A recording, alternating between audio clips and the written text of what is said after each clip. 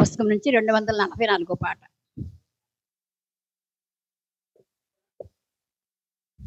మన కీర్తన పుస్తకం నుంచి 244 పాట. బాసిల్లెనో సిలువలో పాప క్షమా, యేసు ప్రభుని దివ్య క్షమా. బాసిల్లెనో సిలువలో పాప క్షమా, కలువరిలో నా పాపము పోంచి సిలువకు నిన్ను ఆహుతి చేసి, కలువరిలో నా పాపము పోంచి సిలువకు నిన్ను ఆహుతి చేసి, కలుషహర కరుణించితివి, కలుషహర కరుణించితివి. బాసిల్లెనో సిలువలో పాప క్షమా, యేసు ప్రభుని దివ్య క్షమా. బాసిల్లెనో సిలువలో పాప క్షమా, పాపము చేసి గడించితే మరణము శాపమే గాని నాదించినది. పాపము చేసి గడించితే మరణం శాపమే గాని నాదించినది. కాపరివైనను బ్రోచితివి, కాపరివైనను బ్రోచితివి. బాసిల్లెనో సిలువలో పాప క్షమా, యేసు ప్రభుని దివ్య క్షమా. బాసిల్లెనో సిలువలో పాప క్షమా, నమ్మిన వారిని కాదనవనియు నెమ్మదిను సగెడిన ప్రభుడవని. నమ్మిన వారిని కాదనవనియు నెమ్మదిను సగెడిన ప్రభుడవని. అమ్మితిని పాదంబులను, నమ్మితిని పాదంబులను. బాసిల్లెనో సిలువలో పాప క్షమా, యేసు ప్రభుని దివ్య క్షమా. బాసిల్లెనో సిలువలో పాప క్షమా. హల్లెలూయా.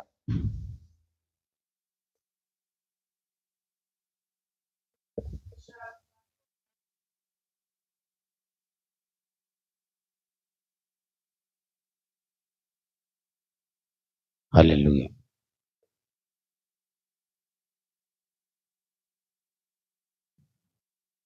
Praise lord. హల్లెలూయా. పరిశుద్ధ గ్రంథం నుంచి యెషయా గ్రంథము 53వ అధ్యాయము 1 నుంచి చివరి వరకు అందరం కలిసి చదువుకుందాము. మేము తెలియచేసిన సమాచారం ఎవడు నమ్మెను? యెహోవా బాహు ఎవరికి బయలుపరచబడెను? లేత మొక్క వలెను, ఎన్నిలో భూమిలో మొలిచిన మొక్క వలెను అతడు ఆయన ఎదుట పెరిగెను. అతనికి స్వరూపమైనను స్వగసైనను లేదు. మనం అతని చూచి అపేక్షించినట్లుగా అతని యందు స్వరూపము లేదు. అతడు తుణీకరింపబడిన వాడుగాను, ఆయను మనుషుల వల్ల విసర్జింపబడుగాను, వ్యసనకాంతుడుగాను, వ్యాధి అనుభవించుడుగాను మనుషులు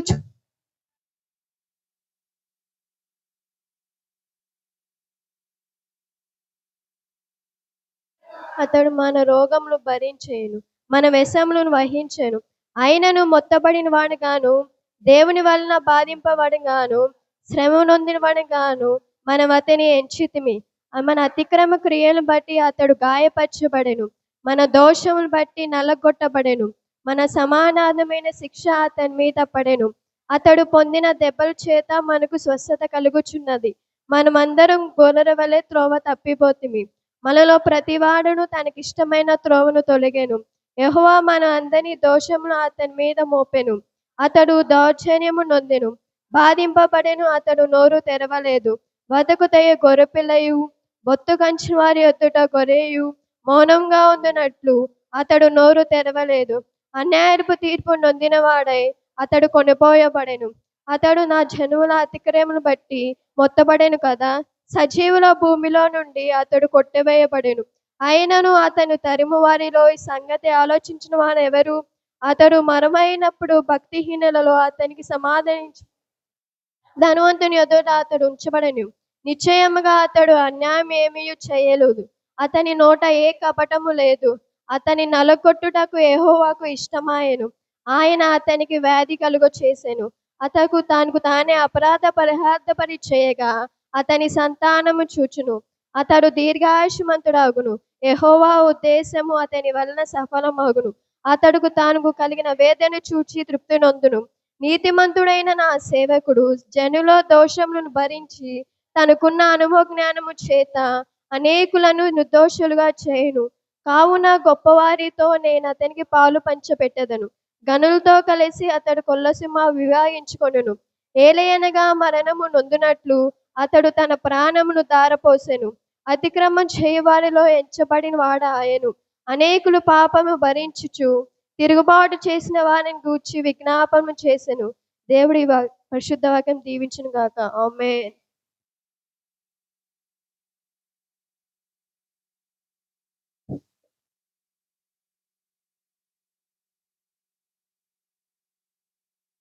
ప్రార్థించిన వారికి, పాటలు పాడిన వారికి, లేఖనాన్ని చదివిన వారికి యేసుక్రీస్తు నామములో వందనాలు తెలియజేస్తున్నాం. ప్రియులారా, ఈ కూటాలు చాలా ప్రాముఖ్యమైన కూటాలు. మన ఆధ్యాత్మికమైన జీవితాన్ని కొలత వేసుకుంటూ ఎంతవరకు మనం పెరిగాము, ఎంతవరకు మనం బలపడ్డాము, ఎంతవరకు మన బలాన్ని పెంచుకున్నాము అని ఏర్పాటు చేయబడ్డ కూటాలు ఈ కూటాలు. నేను ముందే చెప్పే ఫస్ట్ రోజే ఈ కూటాలు మన పితరులు ఎందుకు ఏర్పాటు చేయడం జరిగిందంటే, క్రీస్తును జ్ఞాపకం చేసుకుంటూ ఆధ్యాత్మికమైన జీవితాల్లో మనల్ని మనం బలపరుచుకోవటం కోసం ఏర్పాటు చేయబడ్డ కూటాలు ఇవి. అంతే కదా, ఆ కూటాలు. ఈ కూటాల్లో మరి ముఖ్యంగా ఈ రోజులు ఏమంటామంటే ఉపవాస కూటాలు, లెంట్ ఆరాధన, లేదా శ్రమల దినాలు. పదాలు ఎన్నైనా, మాటలు ఎన్నైనా, భాషలు ఎన్నైనా, భావం మాత్రం ఒక్కటే.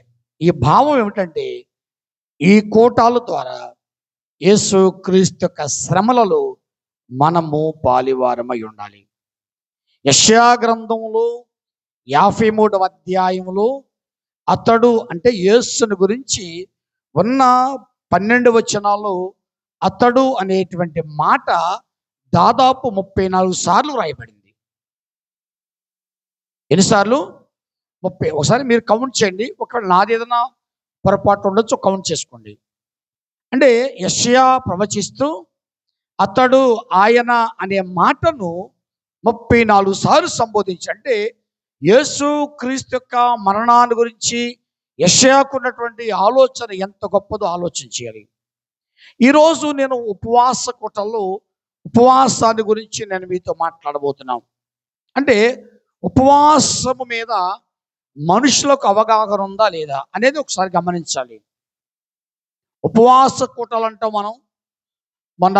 మన ఫస్ట్ డేనే మనకు ప్రియులు శ్రీ దేవబాబు గారు కూడా గుర్తు చేశారు. అసలు ఉపవాసం అంటే ఏంటి, ఉపవాస దినాలు మనం ఎందుకు చేస్తున్నాం, అసలు ఉపవాసం అంటే తలస్నానం చేయటమా, కళ్ళ మూసుకుని ప్రార్థన చేయటమా, గదిలోనికి వెళ్ళి తలుపు వేసుకోవటమా, లేకపోతే అని అంటే ఏదైనా కావచ్చు. ఉపవాసము ద్వారా దేవునికి క్రైస్తవుడు అనగా ఈనాటి క్రైస్తవుడు దగ్గర కావాలి. అసలు ఈ ఉపవాసం అనే మాట మన యెషయా గ్రంథంలోనే 58లో చూస్తే యెషయా అంటాడు, మేము ఉపవాసం ఉండగా నువ్వు ఎందుకు చూడవు? చివరికి రాగా రాగా రాగా ఈ ఉపవాసము ఎలా అయిపోయిందంటే, ఈ ఉపవాసము అర్హత లేనిదిగా అయిపోయింది. ఏమైపోయింది? అర్హత లేనిదిగా అయిపోయింది. అంటే ఉపవాసం ఎలా ఉండాలో తెలియక ఉపవాసం ఉంటున్నారు, లేకపోతే నిజమైనటువంటి ఉపవాసం ఉంటున్నారో తెలియదు. కానీ ఉపవాసం అనేది యేసుక్రీస్తుతో సహవాసాన్ని కలిగి జీవించటం. క్రైస్తవులు 40 దినాలు ఉపవాసం ఉంటారు.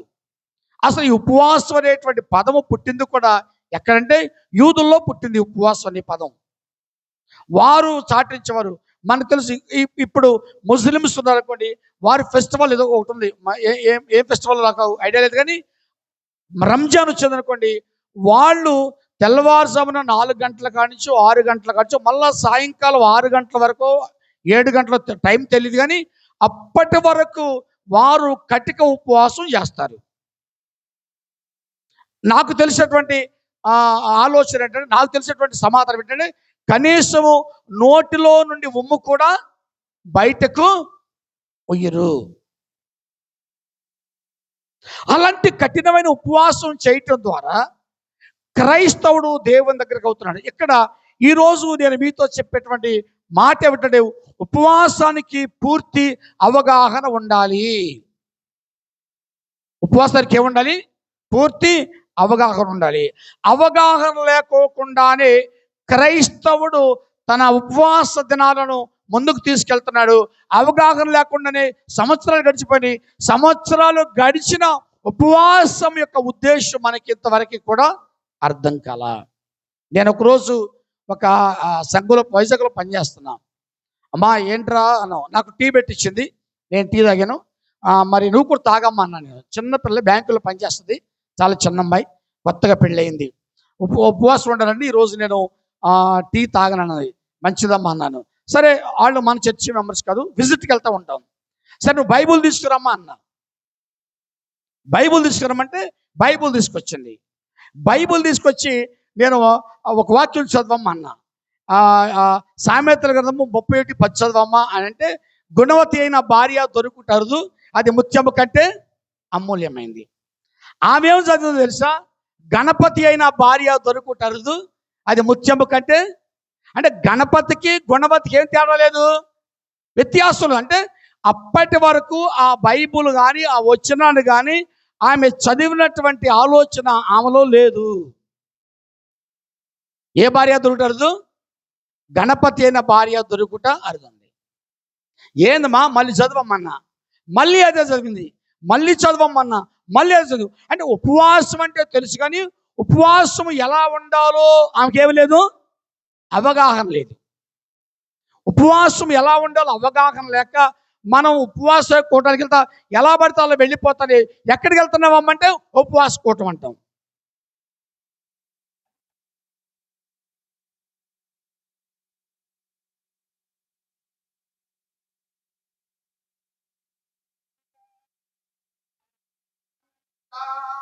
కాళ్ళదాన్ని కుళ్ళు పోటుల్ పొడచినారా కాయమంతా, కాళ్ళదాన్ని పలుకలేని యేసు ప్రభుని పలుకరించి కొట్టిరా సిలువలోని వీరుడా.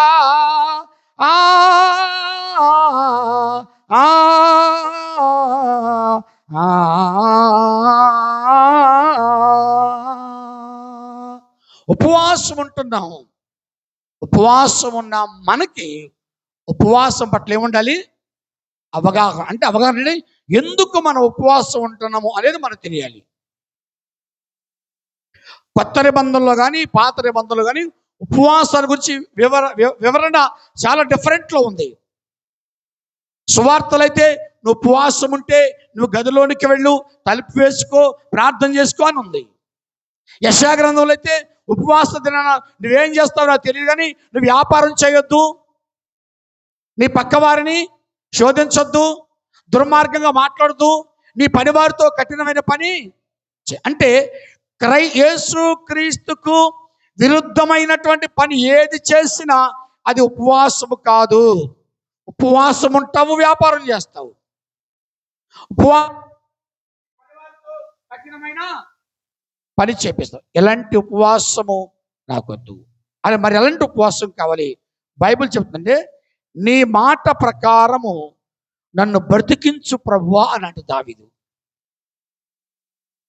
ఉపవాసం ఉన్న దావీదు, ప్రార్థన చేస్తున్న దావీదు, దేవునికి మొరపెడుతున్నటువంటి దావీదు ఏమంటాడో తెలుసా? చనిపోయే స్థితిలోనికి వెళ్ళి అంటాడు, అయ్యా నీ మాట చేత నన్ను బ్రతికించు. ఉపవాసము నిన్ను బ్రతికించాలి. ఉపవాసము నీ కుటుంబానికి మేలు చేయాలి. ఉపవాసము నీ కుటుంబానికి క్షేమాన్ని ఇవ్వాలి. ఉపవాసము నీ కుటుంబానికి భద్రతనివ్వాలి. ఒకసారి బైబిల్ చూద్దాం. 119వ కీర్తన 25వ వచనాన్ని ఎవరైనా చదవండి.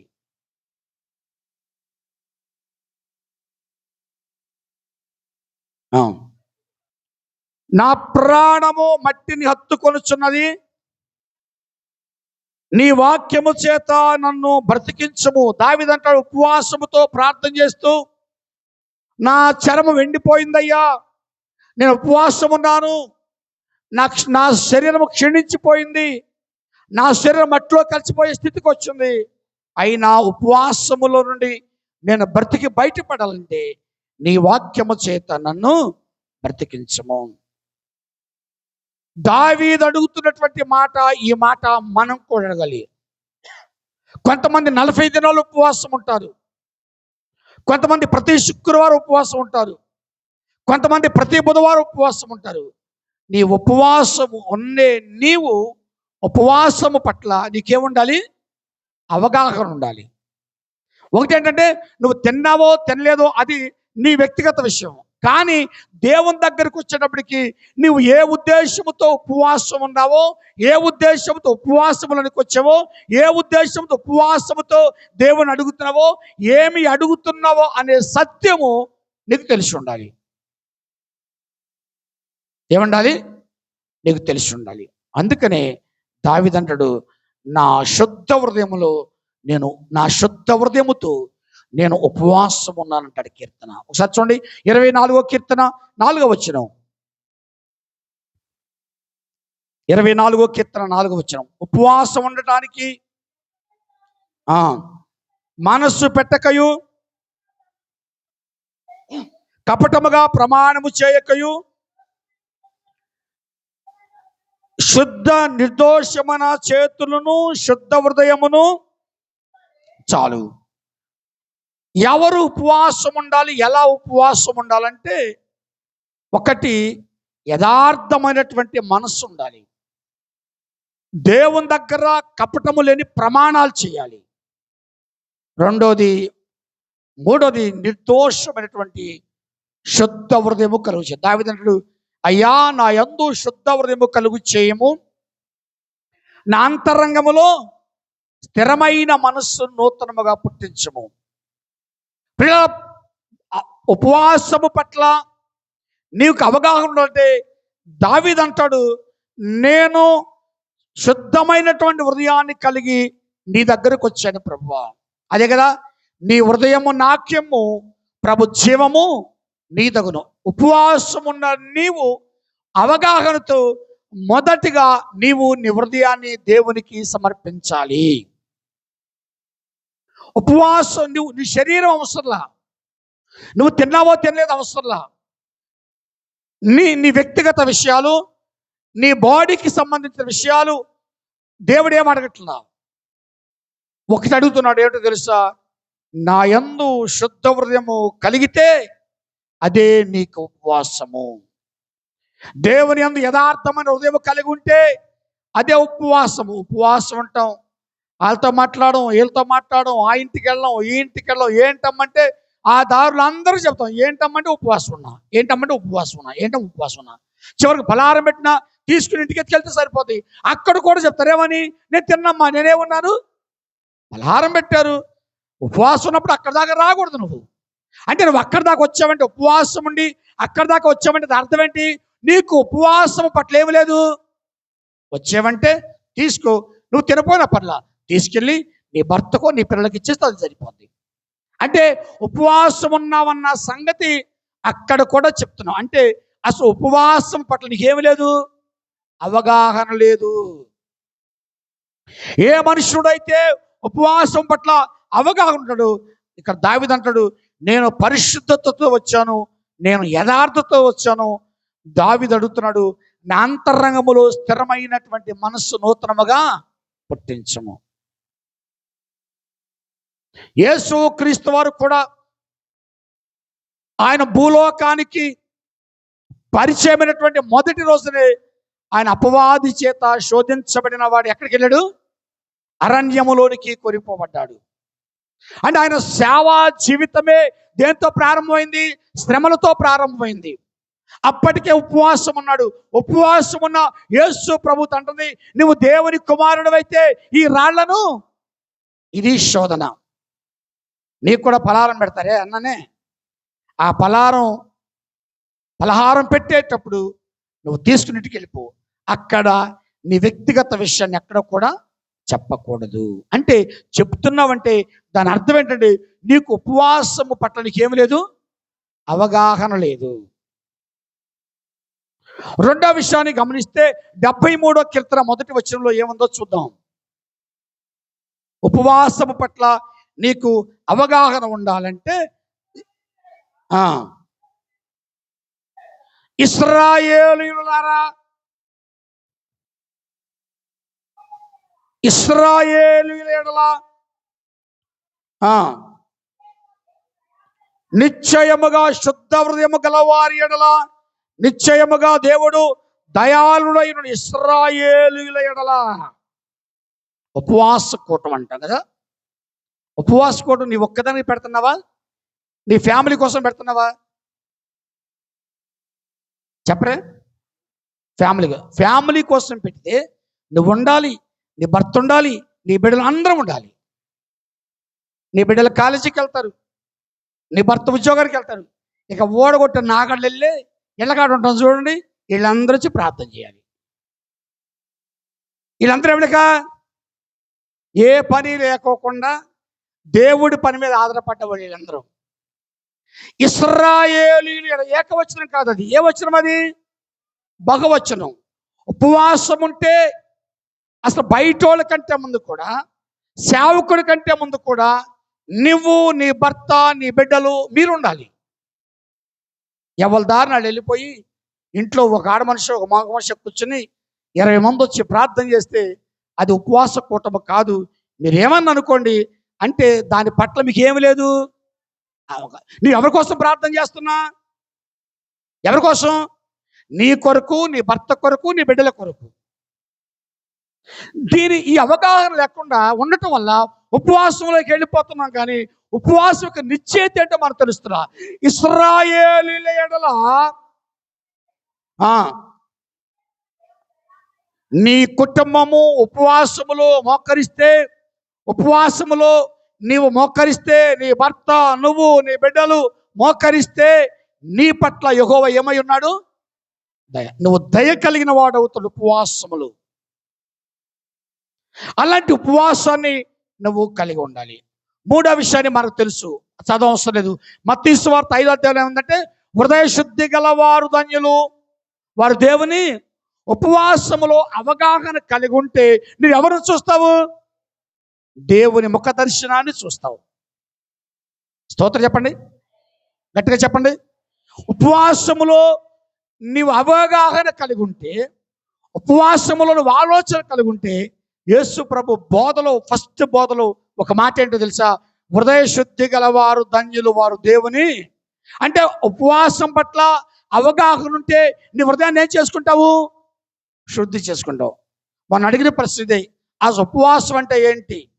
తినాలా, తినకూడదా, తలకాయ ఉంచాలా, కళ్ళు మూసుకోవాలా, మోకరించాలా, చేతులెత్తాలా, కృపపేట దగ్గరికి రావాలా, గదిలోకి వెళ్ళాలా, తలుపేసుకోవాలా, చేతులెత్తాలా, స్నానం చేయాలా, కొత్త చీర కట్టుకోవాలా, తెల్ల చీర కట్టుకోవాలా, అన్నం తినాలా, తినకూడదా, టీ మాత్రమే తాగాలా అనేది కాదు.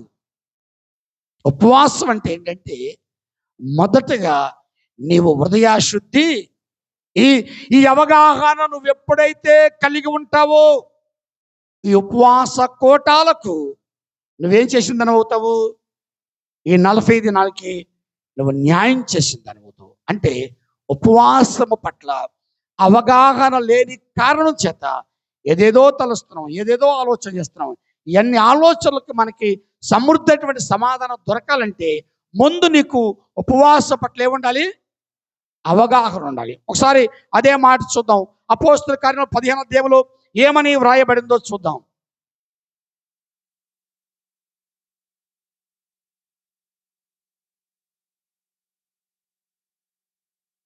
15:9 వచనం. వారి హృదయములను విశ్వాసము వలన పవిత్రపరిచి మనకును వారికిని ఏ భేదమైనను కనుపరచలేదు. వారి హృదయములు విశ్వాసము వలన పవిత్రపరిచి మనకును వారికిను ఏ భేదము కూడా కనపరచడం. ఎవరైతే శుద్ధ హృదయం కలిగి ఉంటారో, నీవు శుద్ధ హృదయం కలిగి ఉండి నేను శుద్ధ హృదయం కలిగి ఉంటే నీకు నాకు మధ్యలో ఏమి లేదు? భేదం లేదు. భేదము లేనిదే ఉపవాస ప్రార్థన. ఇంటోళ్ళే అన్నాడు కదా, ఇంటోళ్ళే శుభ్రంగా ఉండాలి, ఫ్యామిలీ ఉన్నారు కదా, అలా కాదు. ఉపవాసం ఉన్న నీవు కూడా యథార్థమైన హృదయంతో ఉపవాస కూటంలో పాల్గొనాలి. అన్ని కూటాలు వేరు, ఉపవాస కూటం వేరు. ఇప్పుడు నేను కూడా ఉపవాస కూటానికి వస్తున్నా. ఉపవాస కూటానికి వచ్చి నేను కూడా ఏమై ఉండాలి? ఉపవాసమై ఉండాలి. ఒకవేళ ఏదన్నా 50-60 సంవత్సరాలు దాటినోళ్ళు ఉండలేకపోతే దానికి సంతోషం, దానికి మేమేం కాదనం. కానీ ఎవరైతే ఉండగలరో వాళ్ళందరూ కూడా ఉపవాసం ఉండాలి. ఈ మధ్య ఒక అయ్యగారు ఉపవాస కూటాలు పెట్టి కింద కూర్చున్నాడు. ఎందరు భార్య భర్తలు కింద కూర్చుని చక్కగా సంఘస్థులందరితో కూడా కింద కూర్చొని ప్రార్థన చేస్తుంటే నాకు కూడా ఒక 25 సంవత్సరాలు వెనక్కి వెళ్ళిపోయాను. నేను కూడా అయ్యో ఈరోజు అలా కూర్చోలేకపోతున్నాం మనం. ఆ స్టైల్ వేరు, ఆ పద్ధతి వేరు. మీ వయసులో మీరు కూడా కింద కూర్చునే ఉంటారు కదా. ఇప్పుడు కూర్చోలేక 60-70 సంవత్సరాలు వచ్చారు కదా. కానీ ఉపవాసం అంటే అక్కడ ఏముందో తెలుసా? అక్కడ చక్కని మాట్లాడు తెలుసా?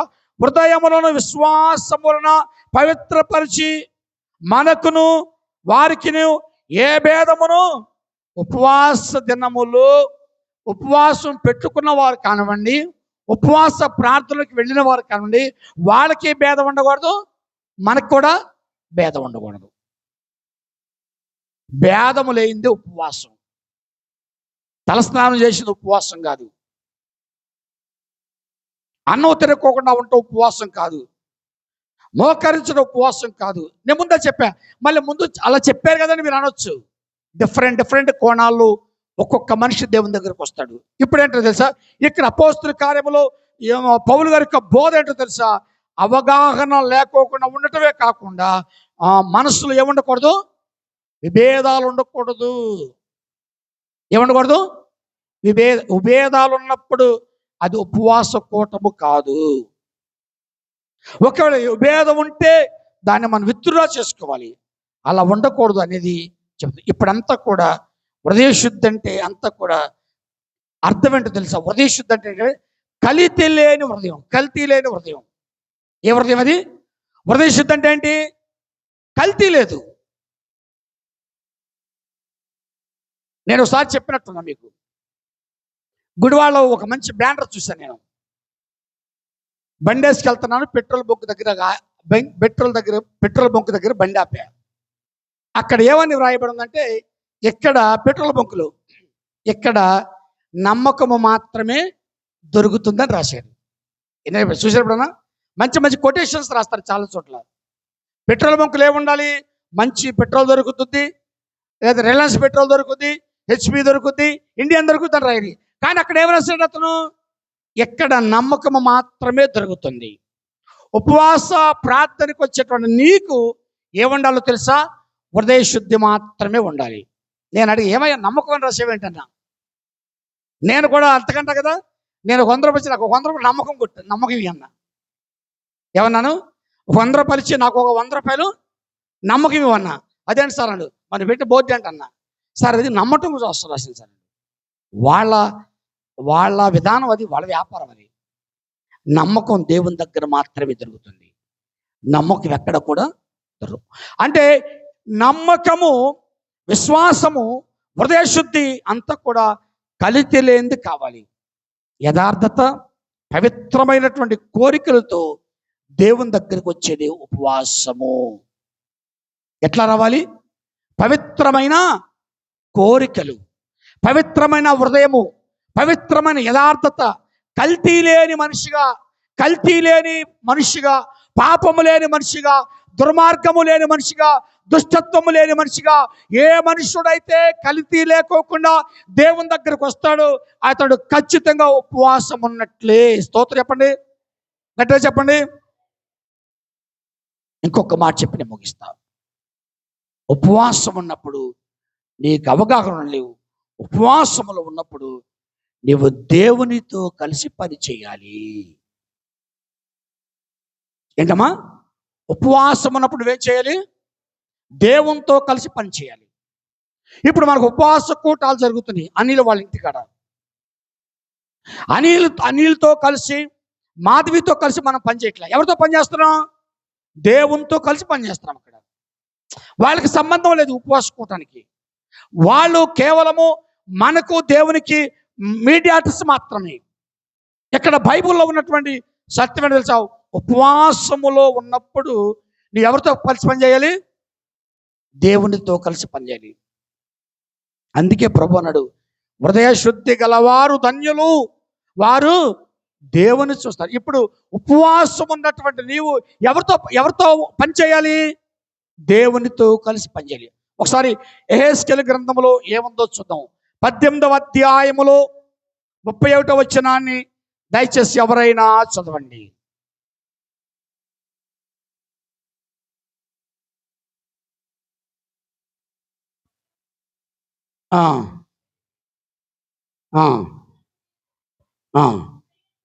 ఇశ్రాయేలీయులారా, మీరెందుకు మరణం నొందుతారు?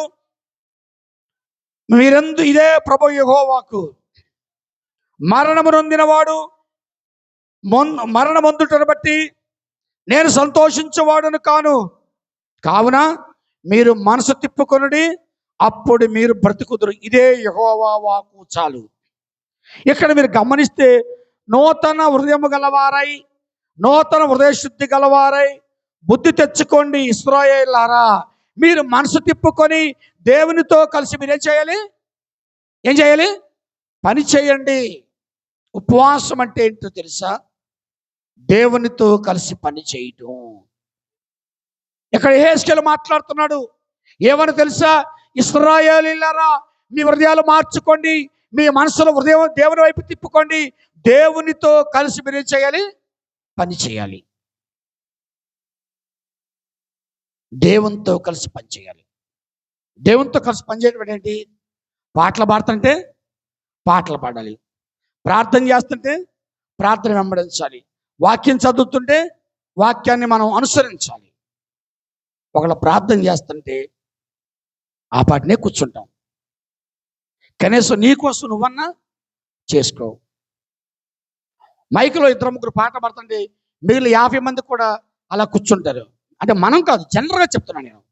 మీరు పాడతారు, నాకు తెలుసు, మంచిది, అలాగే కూర్చుంటాం. అంటే ఉపవాసముతో ఉండటం అంటే అవగాహనే కాదు, రెండోది ఏంటో తెలుసా? దేవునితో కలిసి పనిచేయడం, శ్రమ పడటం. ఒక పనికి వెళ్ళినప్పుడు, ఒక 20 మంది పనికి వెళ్ళినప్పుడు 20 మంది కలిసి పనిచేస్తారు. కోతకి వెళ్ళినప్పుడు ఎకరం పొలం 10 మంది కోస్తేనే ఎకరం పొలం అయ్యింది. అలాగే దేవుడు మనతో మాట్లాడాలంటే, దేవుని ఆత్మ మనతో ఉండాలంటే ఇక్కడ ఉన్న 100-150 మంది కూడా కలిసి దేవుణ్ణి అడగాలి. స్తోత్రం చెప్పండి, గట్టిగా చెప్పండి. 10 మంది కలిసి పనిచేయాలి, 20 మంది కలిసి పనిచేయాలి, 30 మంది అయితే 30 మంది కలిసి పనిచేయాలి. ఒక్కలే పనిచేస్తే పని అవ్వదు. మనం కూడా ఉపవాస దినాలు దేవునితో కలిసి పని చేయాలి. ఇంకొక మాట మీకు జ్ఞాపకం చేస్తాను. ఆ మాటలో మనం వెళ్ళిపోతూ ఉంటే ముందుకి 2 కొరింథీ పత్రిక 7వ అధ్యాయము మొదటి వచనంలో చూస్తే ఉపవాసములో ఉన్న మనము ఎలా ఉండాలో నేర్పిస్తుంది. ఒకసారి చదువుదాం. ప్రియులారా, మనకు ఈ వాగ్దానములున్నవి గనుక దేవుని భయముతో పరిశుద్ధతను సంపూర్ణము చేసుకొనుచు శరీరమును ఆత్మను కలిగిన సమస్త కల్మషము నుండి మనం ఏం చేసుకోవాలి? ఉపవాసం అంటే ఏంటో తెలుసా? సమస్త కల్మషమును తుడిచ. కల్మషము మురికున్న బట్టలు తీసుకురావటం కాదు, మురికున్న తలను శుభ్రం చేసుకోవటం కాదు, మురికున్న శరీరాన్ని శుభ్రం చేసుకోవటం కాదు. ఉపవాసం అంటే ఇక్కడ పౌలు గారు అంటాడు, సమస్తమును కపటము నుండి మీ శరీరమునకును ఆత్మనకును కలిగిన సమస్త కల్మషము నుండి మిమ్ములను మీరు పవిత్రులుగా. ఇది ఉపవాసం అంటే. దేవునితో కలిసి పనిచేయటం అంటే ఏంటంటే మనల్ని మనం పవిత్రపరచుకుంటమే కాదు, కల్మషము లేని వారమై ఉండి దేవుని దగ్గరికి వెళ్ళి పని చేయటం. గృహసమితి మీటింగ్ ఉంది, మీ ఇష్టం వచ్చినంతసేపు మాట్లాడుకోండి, ఎవరు మాట్లాడరు. కొన్ని మీటింగ్లు ఉన్నాయి, ఎవరు మాట్లాడరు. కానీ ఉపవాస కూటములు మనం దేవునితో కలిసి పని చేయటం తప్ప రెండో ఆలోచన మన తలంపులకు కూడా రాకూడదు. స్తోత్రం చెప్పండి, గట్టి చెప్పండి. ఇక్కడ పౌలు గారు అంటాడు, ఏమంటాడో తెలుసా? పౌలు గారు ఉపవాసములో ఉన్నప్పుడు దేవునితో కలిసి పనిచేయాలి. ఇప్పుడు ఏం కలవాలి? ఒకటి శరీరము కలవాలి, రెండోది ఈ రెండు కలవాలి. ఈ రెండు కలవకుండా ఉపవాసం కుదరదు. రెండు చేతులు కొడితేనే వస్తుంది, శబ్దం వస్తుంది. రెండు చేతులు కొడితేనే శబ్దం వస్తుంది. ఇప్పుడు ఉపవాస దినాల్లో దేవునితో కలిసి పని చేయాలంటే నీ శరీరము నీ ఆత్మ ఏమైపోవాలి? కల్మషము లేనిది అయిపోవాలి. నీవు శరీరాన్ని కడుక్కుంటే, హృదయ శుద్ధితో దేవుని దగ్గరికి వెళ్తే నీ హృదయాన్ని ఎవరు కడిగేస్తారు? దేవుడే కడిగేస్తాడు. ఈ రెండు కలవకుండా నువ్వు ప్రార్థన చేసే పని అంటే ఏంటి? కలిసి పని చేయడం ఏం చెప్పారు? కలిసి పాడటం, కలిసి ప్రార్థన చేయటం. కలిసి లేకోకుండా నీ శరీరం ఒకసారి ఉండి నీ ఆత్మ ఒకసారి ఉంటే అది ఉపవాస కూటము కాదు. ఇప్పుడు పని చేయటానికి నీ ఆత్మ నీ శరీరం రెండు కూడా కలిసిపోవాలి. స్తోత్రం చెప్పండి. ఇది ఉపవాసం అంటే. ఇంకా చాలా ఉంటాయి. అదేంటండి మొన్న అలా చెప్పారు ఇలా చెప్పారని మీరు అనొచ్చు. ఏ ప్రవక్త ఎలా చెప్పాడో, ఏ బోధకుడు ఎలా చెప్పాడో నేర్చుకోవటమే, అవగాహన తెచ్చుకోవటం ఉపవాసం. ఒకటి ఉపవాసం పట్ల రెండు మాటలు చెప్పా. ఒకటి ఉపవాసం పట్ల మీకు ఏముండాలి, రెండోది ఉపవాసం అంటే ఏంటి? దేవునితో కలిసి పనిచేయండి. ఈ 40 రోజులు కూడా దేవునితో కలిసి పని చేయండి. దేవుడు మీకు మీ కుటుంబాలకు సమాధానం ఇచ్చునుగాక. దేవునితో పని చేస్తామన్న వాళ్ళు దేవునికి స్తోత్రం చెప్పండి. హల్లెలూయా, హల్లెలూయా, హల్లెలూయా. నిలబడండి, మీకోసం ప్రార్థన చేస్తాను. రేపు ఉమెన్స్ డే. ఈరోజు ప్రపంచ ప్రార్థన దినం. అది ఇది ఉద్దేశించుకుని రేపు మందిరంలోనే ఆరాధన ఏర్పాటు చేయడం జరుగుద్ది. అది ఎక్కువ పని చేయము, కానీ లెంట ఆరాధనే జరుగుద్ది. 2-3 విషయాలు మాత్రం మీకు చెప్తాం, ప్రార్థన చేపిస్తాం, వదిలేస్తాం. లెంట ఆరాధన జరుగుద్ది. ఆ లెంట ఆరాధనలో ఆ దేశానికి మీరు ఏదైనా సపోర్ట్ చేయాలంటే, ఒక 10, 20, 100, 50 ఇవ్వాలనుకుంటే కానుక రూపంగా ఇవ్వండి. అది మనం డేచ్కి వాళ్ళకి డివిజన్కి ఇచ్చేస్తాం, అది వాళ్ళకి అందిస్తారు. ఆ దేశానికి మనం ఏదైనా సపోర్ట్ చేయగలిగితే, మనం ఉన్నామనుకోండి, మనిషికి ఒక 10, 20 మీ ఇష్టం. అది దాన్ని ఎవరు ఏమన్నారు, అది మన ఇంటి వాళ్ళకి వ్యక్తిగతంగా ఇచ్చేది. మంచి కానుకనివ్వండి, ఆ దేశం కొరకు ప్రార్థన చేయండి. దేవుడు మీకు మీ కుటుంబానికి మీ బిడ్డలకు సహాయం చేయను గాక. సేమ్ అదే టైంలో మనం కలుసుకుందాం. ఆరాధన టైంలో ఒకసారి 7:30, 8 గంటలకు మీరు రాగలిగితే 9:15 కల్లా వదిలిపెట్టేస్తాం. 9:10 అయింది, మనం ఇక్కడి నుంచి వెళ్ళిపోతున్నాం. ప్రార్థన చేసుకుందాం. రేపు ఆఫరింగ్ తీస్తాం. సపోర్ట్ చేయండి, సహాయం చేయండి, ఆ దేశం కొరకు ప్రార్థన చేయండి. నా దేవా, నా ప్రభువా, నా రక్షక, నా విమోచక, నా పరిశుద్ధ ప్రభువా, నీకు స్తోత్రాలు. ఎన్నిక లేని మా బ్రతుకులను ఎన్నిక చేసుకున్న మీ మహిమ కొరకు నీకు వందనాలు. దేవా, ఇది నీ సంఘము తండ్రి, నీవెల పెట్టి కొన్నావు ప్రభువా. ఇక్కడ అనేక మంది సేవకులు తయారయ్యారు, అనేక మంది ఉద్యోగస్తులు తయారయ్యారు, అనేక మంది ఆశీర్వాదాలు పొందారు, ఫలాలు లేని వాళ్ళు ఫలాలు పొందారు, సమస్యలతో ఉన్న వారికి విడుదల పొందారు. అలాగే ఈ సంవత్సరం ఉపవాస కూటలు ఏ తల్లి, ఏ సహోదరి, ఏ యవనస్తులు ఏ ఉద్దేశముతో వచ్చారో వారి ఉద్దేశములు నెరవేర్చాలని అడుగుతున్నాము. వారి ఉద్దేశము నెరవేర్చబడును గాక, వారికి దేవుడు మేలు చేయును గాక, వారి తలంపులు దేవుడు నెరవేర్చును గాక, వారి కుటుంబానికి సమాధానం ఇచ్చును గాక. ఈ 40 దినాల వారికి క్షేమము కలుగును గాక. ఈ 40 దినాల్లో వారి కుటుంబాలకి జవాబు వచ్చును గాక. ఈ 40 దినాల్లో బిడ్డలకు ఎగ్జామ్స్ లో తోడై ఉండును గాక. ఈ 40 దినాల్లో వారి బిడ్డలకు క్షేమము కలుగును గాక. నన్ను, నా సంఘాన్ని దీవించండి. చాలా మంది ప్రయాసతో వచ్చారు, తిరిగి వెళుతున్నారు. వారికి క్షేమకరమైన ప్రయాణాలు సమకూర్చండి. మీ నామానికి మహిమ తెచ్చుకోండి. ఏ లోటు, ఏ కొరత లేకుండా చేయండి.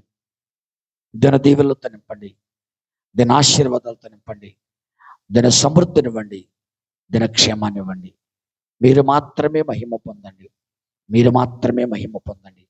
పరిశుద్ధత అనే వరాలతో నింపండి, పరిశుద్ధత అనే దీవులతో నింపండి. మీ నామానికి మహిమ తెచ్చుకోండి. తిరిగి వెళుతున్న మాతో మీరు ఉండండి. ఉపవాస కూటాల్లో మేము దేవునితో కలిసి పనిచేసే ధన్యతను మాకివ్వండి.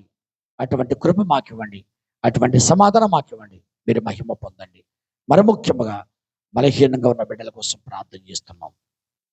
ఎగ్జామ్స్లో ఉన్న బిడ్డల కొరకు ప్రార్థిస్తున్నాం. ఎగ్జామ్స్లో మీరు తోడై ఉండండి. ఎగ్జామ్స్లో మీరు క్షేమాన్ని ఇవ్వండి, మంచి జవాబులు ఇవ్వండి. వారి కళ్ళు తేటగా కనబడడానికి, వారు నాలుక త్వరగా రాయు కలము వలె పని చేయడానికి మీరు సహాయం చేయండి. మా సోదరి అమృతరాణి కొరకు ప్రార్థన చేస్తున్నాం. సహోదరిని స్వస్థపరచండి. ప్రతి సంవత్సరం మాతో ఉండేది, ఈ సంవత్సరం మాతో లేదు. మా హృదయం కలత చెందుతుంది. ఒక్కసారి జ్ఞాపకం చేసుకోండి. జయమణి ఆరోగ్యం కొరకు, తన యొక్క భవిష్యత్తు కొరకు ప్రార్థిస్తున్నాం. క్షేమాన్ని ఇవ్వండి, సంతోషాన్ని ఇవ్వండి, సమాధానాన్ని ఇవ్వండి. పెద్దవారు తల్లి మీనాక్షి గారి కొరకు ప్రార్థిస్తున్నాం. దేవా, వృద్ధాప్యంలో ఉన్నారు, వారికి క్షేమాన్ని ఇవ్వండి. మీ నామానికి మహిమ తెచ్చుకోండి, పరిశుద్ధత నింపండి. మా ప్రియ సోదరి వరలక్ష్మి కొరకు మేము ప్రార్థిస్తున్నాం. వరలక్ష్మిని మరి దీవించండి. వరలక్ష్మి చుట్టూ మీ దూతలు ఉంచండి. దేవా, వారి కుటుంబానికి సమాధానం దయచండి. నన్ను, నా సంఘాన్ని, నా ప్రజలను క్షేమంగా దాయండి. మీరు మహిమ పొందండి. ఏ లోటు లేకుండా చేయమని, నాతో మాతో మీరు మాట్లాడమని మంచివాడు, మహోన్నతుడు, పరిశుద్ధుడైన యేసు నామములో ప్రార్థిస్తున్నాము తండ్రి. తొట్టిల్లకుండా మిమ్మల్ని కాపాడుటకును, తన మహిమ ఎదుట ఆనందముతో మిమ్మలను నిర్దోషులుగా నిలవబెట్టుటకును, మన అద్వితీయ దేవుని యొక్క మహిమయు మహాత్యమును ఆధిపత్యమును ఇప్పుడు ఎల్లప్పుడూ ఇక్కడ చేరిన మనకును, మనతో లేని కుటుంబాలకు, బిడ్డలకును ఆయన కృప, ఆయన సన్నిధి సదా తోడయుండును గాక. ఆమేన్.